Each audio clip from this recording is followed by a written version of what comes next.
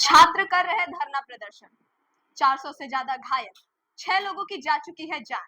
क्यों ट्विटर पर ट्रेंड कर रहा है हैशटैग सेव बांग्लादेशी स्टूडेंट्स? क्या है पूरा मामला, आइए जानें। इसी के साथ आप सभी का स्वागत है जन दर्पण न्यूज के प्रोग्राम सत्ता गणित में। मैं हूं निधि। सरकारी नौकरियों में आरक्षण को लेकर विरोध प्रदर्शन में 6 लोगों की मौत। बांग्लादेश ने ऐलान किया कि वह बुधवार से सभी पब्लिक और प्राइवेट यूनिवर्सिटी को अनिश्चित काल के लिए बंद कर देगा। सरकारी नौकरी में आरक्षण के खिलाफ छात्र धरना प्रदर्शन कर रहे हैं। इसमें करीब 6 लोगों की जान जा चुकी है और 400 से ज्यादा घायल हो गए हैं। दरअसल बांग्लादेश में स्वतंत्रता सेनानी के बच्चों को नौकरी में 30% रिजर्वेशन मिलता है। देश के युवा इसे खत्म करने की मांग करते हैं। व्यापक विरोध के बाद 2018 में प्रधानमंत्री शेख हसीना ने नए आरक्षण नियम लागू कर इसे खत्म कर दिया था।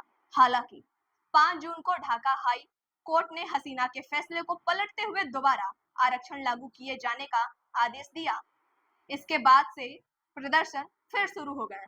रविवार को पीएम शेख हसीना ने आग में घी डालने का काम किया और प्रदर्शनकारियों को रजाकार तक कहा। यह शब्द देशद्रोही की तरह होता है। इसके साथ ही उन्होंने और भी बहुत कुछ कहा था। छात्रों के लिए रजाकार जैसे शब्दों का उपयोग, जिसका मतलब देशद्रोही ही होता है, ऐसे शब्दों का उपयोग करने से पहले शेख हसीना ने कुछ सोचा समझा क्यों नहीं? क्या वह पूरे मामले को भड़काने का काम कर रहे थे?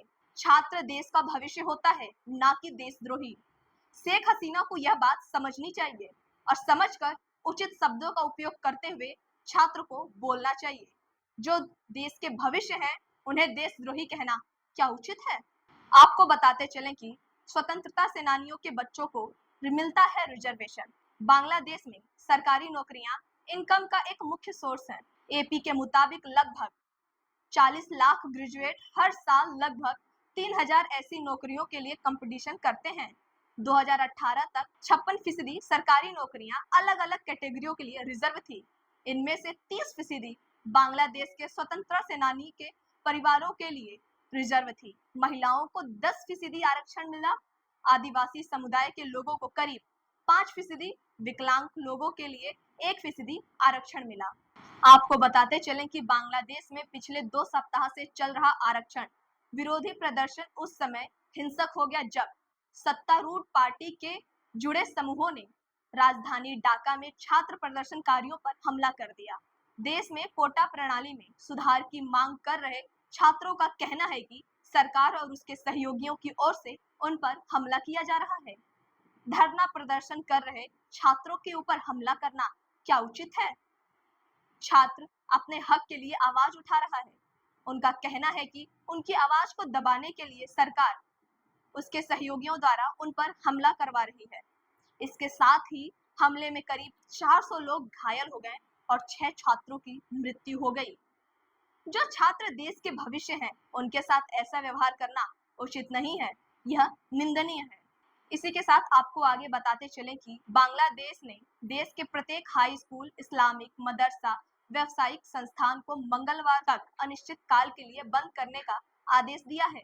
हिंसक छात्र विरोध प्रदर्शन में कम से कम 6 लोगों की मौत हो गई थी। आपको बता दें कि भारत की आजादी से पहले बांग्लादेश बांग्ला प्रांत का पूर्वी हिस्सा था, लेकिन 1947 में भारत के विभाजन के बाद यह इलाका पाकिस्तान के हिस्से में चला गया और बांग्लादेश के उदय से पहले तक इसे पूर्वी पाकिस्तान के रूप में जाना जाता था।